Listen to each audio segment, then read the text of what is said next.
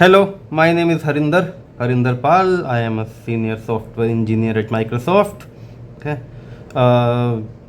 Today we will be studying DSA. Okay. The reason I am here is I like teaching and I have taught DSA many years in the past in couple of institutes, and many of my previous students recommended me, insisted me, persuaded me to start making videos on YouTube. मैंने कभी नहीं बनाई आज तक. I am sure there are many YouTube videos teaching DSA. एक और हो जाएगी. Okay. Maybe it will help you. Okay. Maybe not. DSA. Okay. Before studying DSA, let us understand why should we study DSA. Okay. It's an important question. Many people have asked me in the past. Okay. In fact, I have asked this question to many people in the past. Okay. Once upon a time, there was a crow. Nahi. Once upon a time, there was a Harinder. Okay. I was in the training and placement cell in IIT Delhi, okay, and I had that curiosity कि सब लोग DSA क्यों पूछ रहे हैं. There were many companies came for the interview, all were asking DSA. So I went to a CEO of a startup, good startup, okay, and I asked him, sir, okay, why is DSA so important in computer science? Okay. That person looked at me and he said, Harinder, DSA is not important in computer science. DSA is computer science. That was an interesting answer, okay, but I did not understand. Okay. So I went and asked more people कि भाई what is DSA? Sorry, वो तो मैं बाद में बताऊंगा. Why DSA? Okay. So one answer which I liked a lot, that person told me कि Harinder, DSA makes you a good software engineer. Okay. Software engineer वो नहीं होता है जो कोड लिखता है. सॉफ्टवेयर इंजीनियर वो होता है जो गुड कोड लिखता है. Okay. And DSA gives you those tools to write good code. DSA helps you understand whether your code is good or not. Okay. And hence it is important to study DSA because we want to be a good software engineer. Okay. Okay. What is DSA? Okay. So DSA की full form is data structures and algorithms. Okay. Data structures are, you can say, tools which helps you to store data. Okay. Now to write good code, you need to store your data in a good way so that it can be accessed efficiently. Okay. Let me give you some example. Okay. Google Maps के अंदर, okay, they use graph. LinkedIn connections, you are connected to someone, okay, uses graphs. You go and search on Google. Internally, Google creates something called as knowledge graph for the data which you search on. Okay. But apart from graph, there are many other data structures out there, like stacks, queues, and more. And there are many real world examples and uses of those data structures. Okay. ये बात होगी DS की. What is A? A is algorithms. वैसे तो whatever code you write, the logic is an algorithm. Okay. But in this particular course, algorithms के अंदर we will be studying some famous algorithms for important real world problems. Okay. For example, again taking our Google Maps का example. Okay. Internally, it is using some algorithm to find the shortest path, the fastest path from reaching to position A from position B. Right? Position B from position A, whatever. Okay. You got it. Okay. So this is DSA. Okay. Now I mentioned couple of minutes back, DSA gives you tools to write good code. DSA helps you understand whether your code is good or not, right? The first and most important tool, most basic, most important tool is time complexity. Okay? Time complexity helps to write good code. Okay? Because time complexity helps you identify whether your code is good or not. Okay? Given two codes, two algorithms, time complexity lets you know whether algorithm 1 is better than algorithm 2 or not, or vice versa. Okay? Mitron, time complexity is not time. Okay? Time complexity does not tell you how much time your program will take. No, uske liye you have to run the program. Okay? Time complexity, let me change the page. Time complexity, अच्छा यहाँ लिखा ही नहीं time complexity. Okay, coming back to the previous page. Okay. Time complexity does not tell you how much time your program will take. Time complexity, I will not go into the theoretical definition of time complexity, मुझे याद भी नहीं है. Okay. ज़रूरत भी नहीं है. Time complexity in some sense tells you number of steps your program will take if your input is very large. Okay. In some sense, you will understand when I give you an example. Okay. So to understand time complexity, to understand writing good code, let us start writing some code. Okay. Let us take Fibonacci as an example. So Fibonacci series is basically what I have written over here, 0, 1, 1, 2, 3, 5, 8. So it's basically one number is equal to sum of previous two numbers. Okay. 0 plus 1 equal to 1, 2 is equal to 1 plus 1, 3 is equal to 2 plus 1, 3 plus 2, 5, 5 plus 3, 8, and so on. Okay. So mathematically you can write it as fib of n is equal to fib of n minus 1 plus fib of n minus 2. Where fib of 0 equal to 0, fib of 1 equal to 1, two base numbers, right? First numbers. I have written two codes for Fibonacci. One is iterative, the other one is recursive. Okay. The left part is iterative, right part is recursive. Okay. If you don't know what recursive is, we can discuss about that in later videos. But for now, you can understand recursive. A recursive function is a function which calls itself. Okay. So fib of n निकालने के लिए over here we are calling fib of n minus 1 plus fib of n minus 2. Right. Obviously, we have changed the parameter we are passing to the function. But it's calling itself. Right. And there is some base condition, of course. This is where the program will stop. Okay. Left side there is an iterative function. As you can see, there is no recursive call. Okay. This function and the right function are doing the exact same thing. They are calculating Fibonacci, nth Fibonacci number. Okay. So this is what they are doing. Okay. So which is better? We don't know. Okay. Right one seems better, seems easy to remember. Okay. Left one में पता नहीं क्या चल रहा है. Okay. कर तो Fibonacci है. Okay. So one way to figure it out is we run it. Okay. But this is not on the computer system. We are writing it on a piece of paper. We cannot run it, of course. And I don't want to run it. Right. Running every program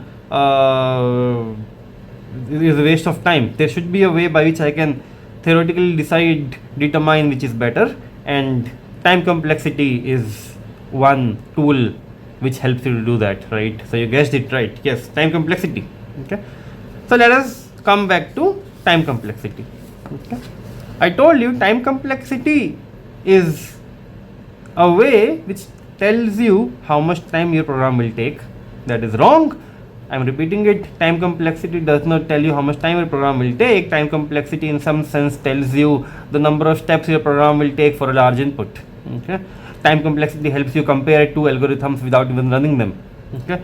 Let us take an example. We will come to Fibonacci later. Let us understand with an easy example. Factorial. Okay. Factorial of a number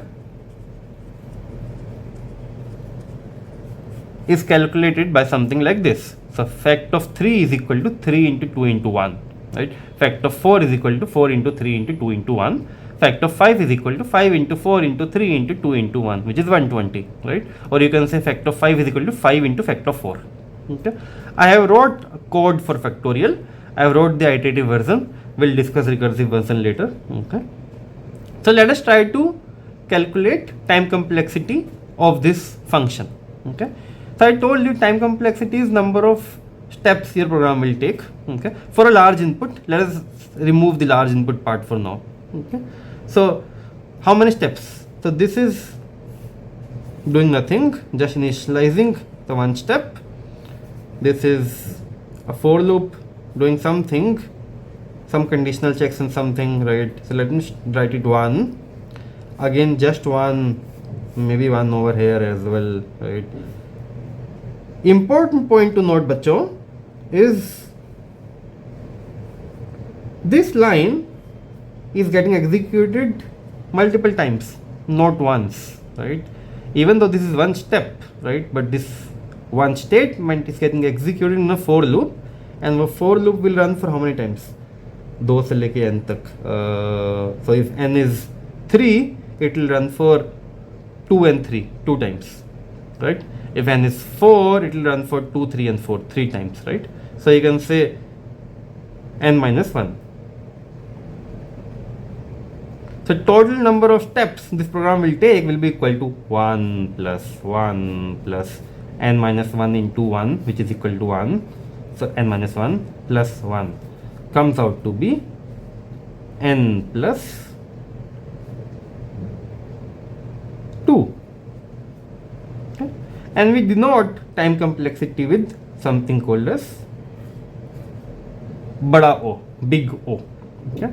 There are more ways by which you can represent time complexity, something called as omega, something called as theta. Now there is a big O, there is something called as a little o as well, little omega as well, little theta as well. Okay, but don't worry about them for now, कोई ज़रूरत नहीं पड़ती है. Okay, little ones तो शायद आप कभी याद भी नहीं करोगे. We will discuss about theta and omega some other day. If I feel like. Okay, for now you can assume whenever someone asks you time complexity, you need to give big O. Okay, so saying big O of n plus 2 or saying order of n plus 2 one the same thing. अगर आप interview में भी जा रहे हो और कोई time complexity पूछ रहा है, you need to give big O time complexity. They will understand. You can assume that they are asking big O time complexity. Okay, okay, so this is good, but let me take couple of more examples to explain you time complexity क्या होती है.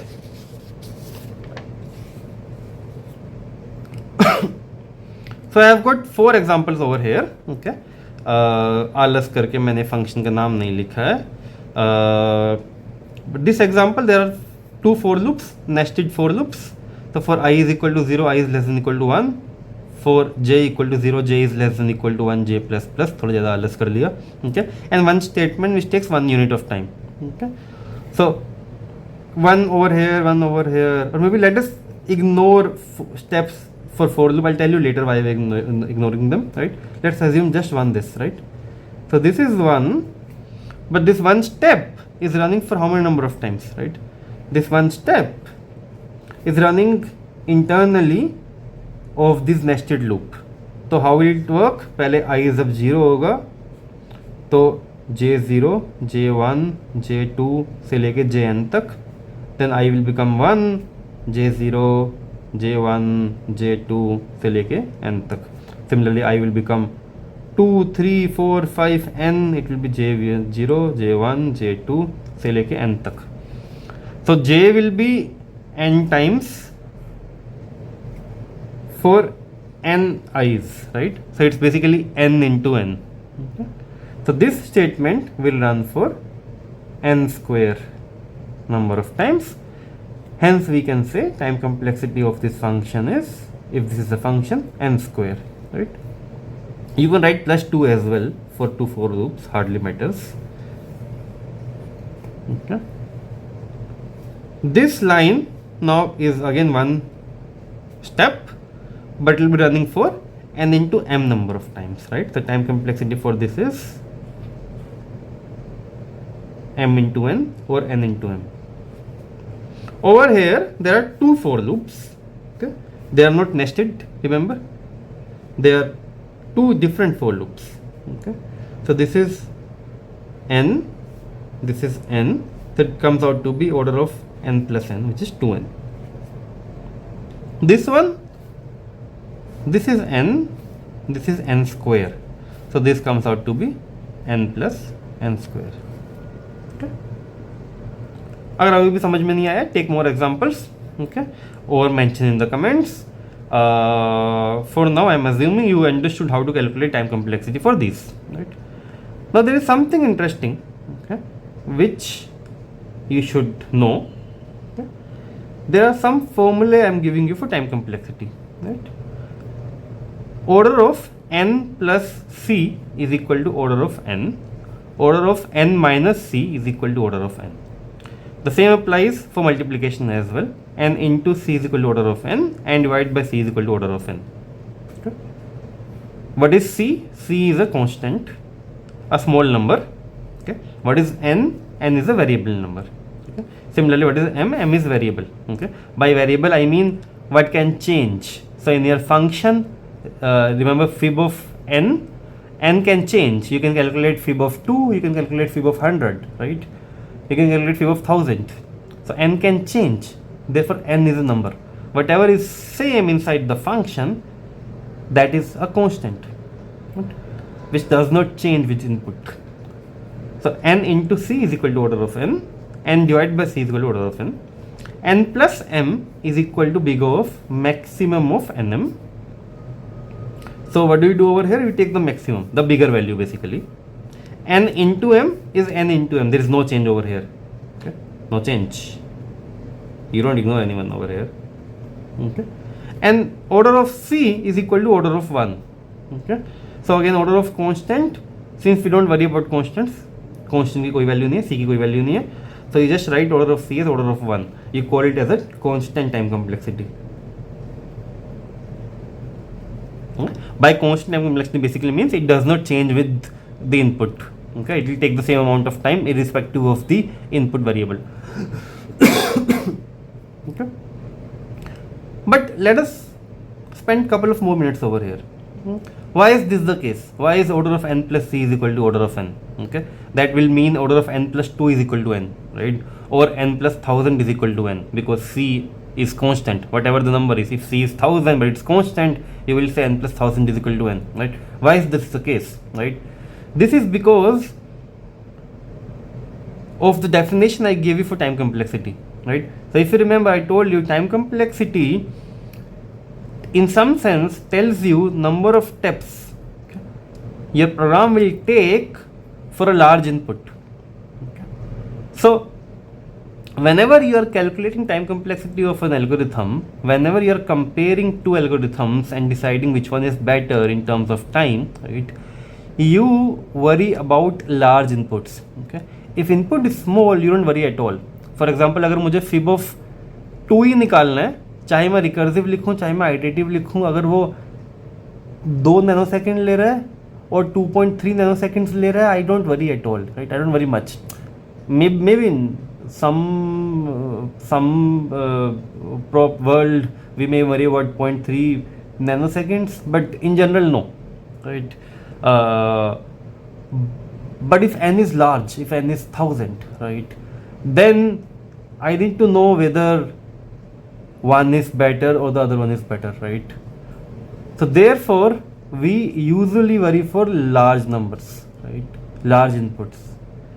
And क्योंकि n can be very large and c is a constant number, c in some sense becomes negligible. Or in other words, I can say I don't worry about c. I just need to know how much time my program is taking depending on the input. This is what time complexity tells you, right?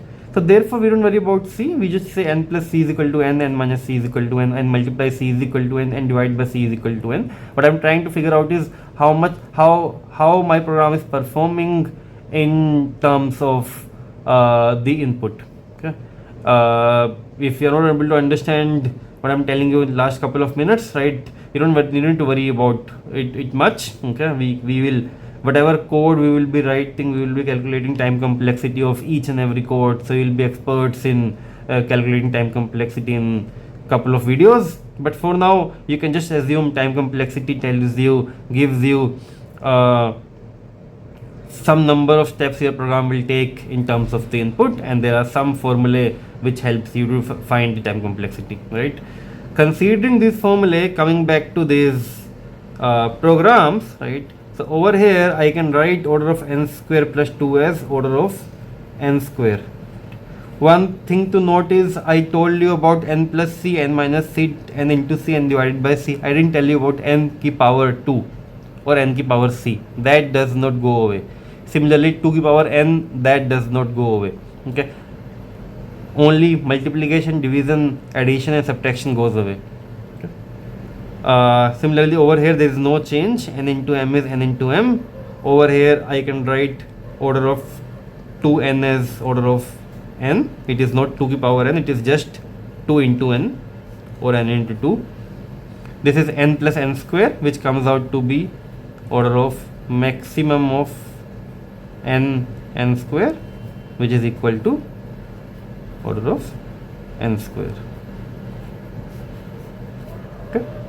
Now if I go back to my factorial example, over here we calculated n plus 2, we can write order of n. So time complexity of factorial iterative is equal to order of n, which is this code over here I have written, right? I believe now we have understood how to compute time complexity. So let us move back to Fibonacci. We started with comparing these two functions. Okay, ये वाला बढ़िया है या ये वाला बढ़िया है, जानेंगे हम लोग. So this is again one step. For loop, I don't mind, you can take it in, you can ignore them, hardly matters. 1 1 1. This is running for n minus 1 number of times. You can say this is 1, so this comes out to be 1 plus 1 plus 3 into n minus 1 plus 1, which is equal to 3 into n minus 1 plus 3, which is equal to 3n minus 3 plus 3, which is equal to 3n, which is equal to n. We don't worry about constants. Okay. In fact, इतने कुछ मेहनत करने की ज़रूरत ही नहीं थी. You can just ignore 1 1 1 1 1 blah blah blah. You can just see there is a for loop which is running for n number of times. The only variable thing in this function is this for loop which is running for order of n. Right. Rest all is constant. So you can say this program's time complexity is order of n. Let us try computing the time complexity of Fibonacci recursive. Okay, ये कैसे निकालेंगे? Over here, this is 1, this is 1. What about this? I don't know. The problem is, ये तो खुद ही same function call कर रहे हैं हम. Now if you are calling the same function again, इसी की तो time complexity निकालनी थी. So we are stuck. Sorry, I'll have to take another break from Fibonacci and let us understand something called as time complexity of a recursive function. Okay? उसके लिए I need to go to page number 5.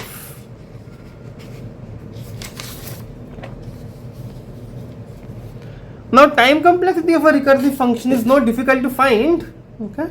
Time complexity of recursive function is equal to time complexity of the function wherein you ignore the recursive calls. Okay, तो basically जो समझ में नहीं आ रही थी उसको भूल जाओ अभी के लिए. Okay, multiply, yes, this is multiplication. Okay, my good friend told me when I was making these notes कि समझ नहीं आ रहा क्या लिखा हुआ है, so hence I wrote this is multiplication.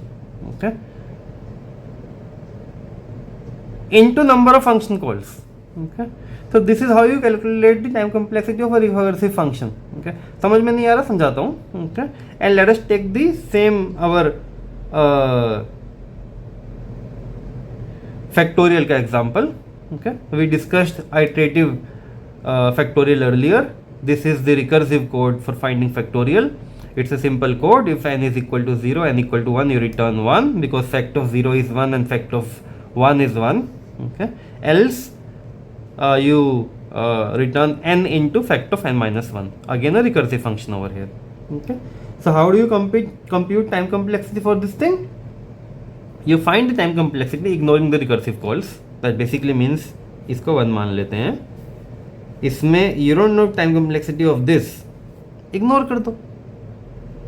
Ostrich algorithm. This is 1. So basically 1. So this part over here is 1. 1 plus 1 is equal to 2. Order of 2 is equal to order of 1. Remember, order of c is equal to order of 1. This is 1. Now we need to calculate number of function calls. ये कैसे निकालेंगे? उसके लिए best तरीका is take examples. Okay? तो let us take example of fact of 3. तो fact of 3 निकालने के लिए what do? You do 3 into fact of 2. So you call fact of 2. Fact of 2 निकालने के लिए you do 2 into fact of 1.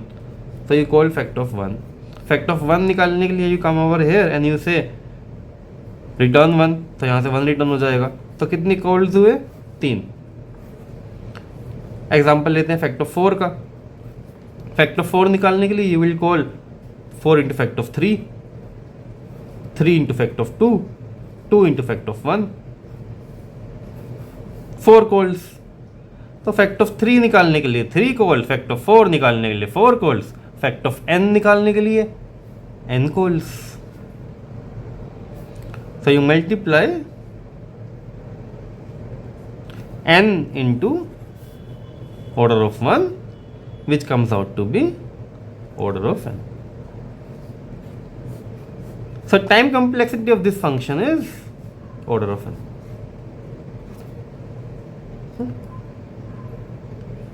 Now I believe you understood how to calculate time complexity of recursive function. If not, Fibonacci भी पढ़ा हुआ है. Okay, so let us go back to Fibonacci. Again, time complexity recursive function निकालने के लिए the easiest way is you ignore the recursive calls and you multiply by number of function calls, right? This is one जुगाड़ of easy way of calculating time complexity of a recursive function. Okay, again over here this is 1. You ignore these two. Maybe one step over here for addition. Comes out to be order of 1. What about this? Take example. Fib of 2 निकालने के लिए what do? You do fib of 1 plus fib of 0, n minus 1 plus fib of n minus 2. ठीक है, तो कितनी function calls हुई? 3. fib of 3 निकालने के लिए fib of 2, fib of 1. fib of 2 अंदर से internally will call fib of 1 and fib of 0. इसके नीचे कुछ कॉल नहीं होगा बिकॉज 1 से रिटर्न हो जाएगा. But to make our calculation simpler you can assume कि यहाँ पे कुछ है, बिकॉज एनीवेज क्या फ़र्क पड़ता है, 1 2 तो हम ऐसे छोड़ देते हैं. Order of C, we don't worry about C, right. So this comes out to be 1 2 3 4 5 6 7. Now if you try to come with a function for this, a formula for this will come out to be, pause करके निकाल लो, मैं wait कर लेता हूँ. और sorry मुझे wait करने की ज़रूरत नहीं है, you आप पॉज करके निकाल सकते हो. Okay, pause complete. ओके, तो अगर आपने खुद से निकाल लिया तो बढ़िया बात है, खुद से नहीं निकाला है तो यहाँ देख लो. There is no way for me to find it out. So this will come out to be 2 की power n minus 1. So if n was 2, it was 2 की power 2 4 minus 1 3. If n was 3, it was 2 की power 3 8 minus 1 7. So this comes out to be 2 की power n minus 1. अब multiply these two, comes out to be order of 2 की power n minus 1. We don't worry about constants, comes out to be order of 2 की power n. Again remember I told you to do not ignore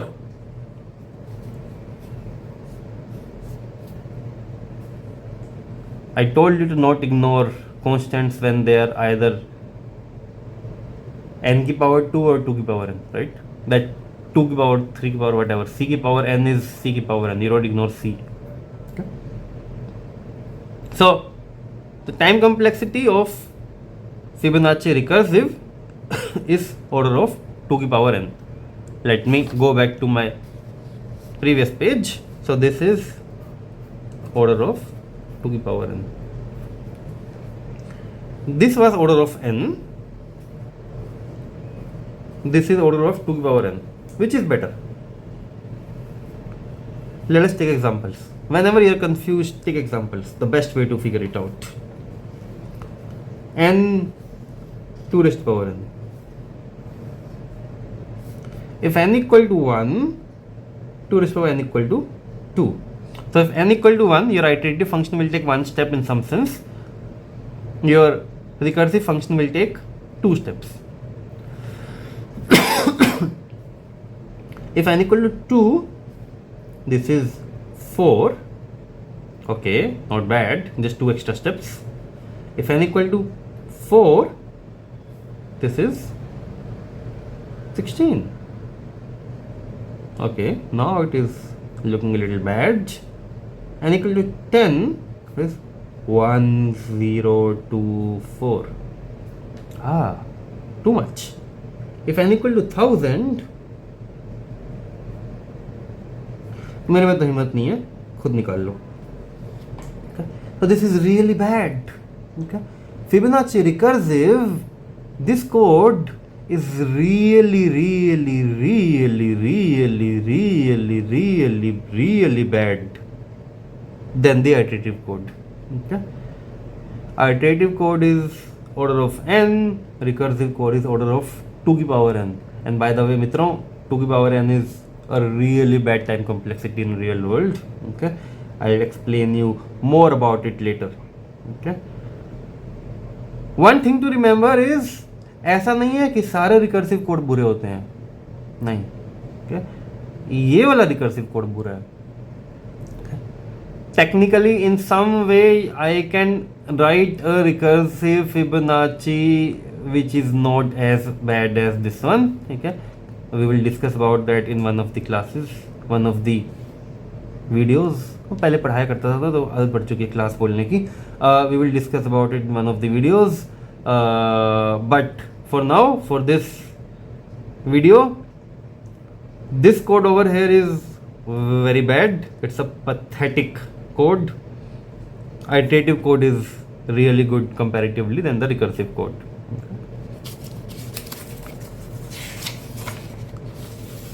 So Fibonacci, let me just summarizing it over here. So we studied what is DSA and why DSA.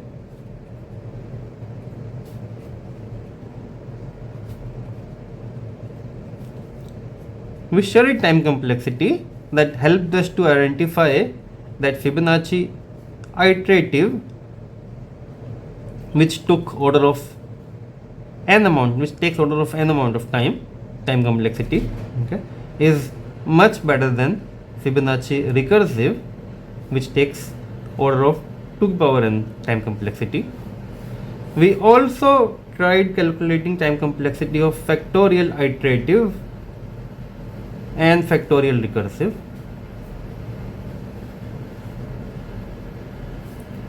Factorial iterative by time complexity, if you remember this page, came out to be order of n. अरे नहीं, तो Fibonacci है, sorry, where is factorial? Over here. Okay, so if you remember this page, factorial iterative came out to be order of n, and where is factorial recursive? Over here. That is, ये भी order of n है, came out to be order of n. So looking at time complexity, we could figure out that Fibonacci recursive is better. Let me get green pen. I have so many color pens. Fibonacci recursive is better, but what about factorial?